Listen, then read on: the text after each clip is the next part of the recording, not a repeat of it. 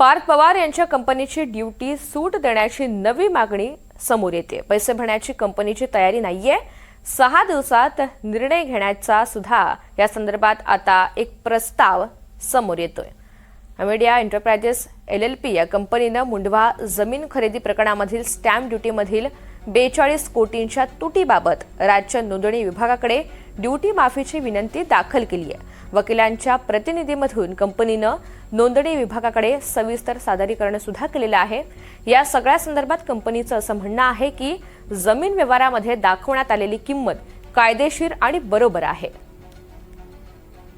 अधिकची माहिती जाणून घ्या राहुल कुलकर्णी आपल्या सोबत आहेत। राहुल, पार्थ पवार यांच्या कंपनीने आता ही नवी मागणी केलेली आहे आणि मागणी करत असताना नेमकं काय म्हटलंय?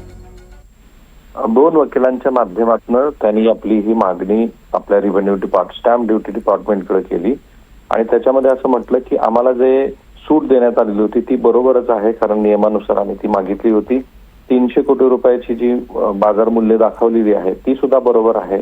त्यामुळे आम्हाला या संदर्भामध्ये जी 42 कोटी रुपयाची नोटीस बजावलेली आहे, कारण 21 कोटी रुपये आधी तुम्ही एक्झम्पशन घेतलं म्हणून आणि 21 कोटी रुपये दंडात्मक स्वरूपात, ह्या दोन्हीवरती आम्हाला सूट देण्यात आली। तर यांना आधीच 2 वेळेला मुदतवाढ दिलेली होती।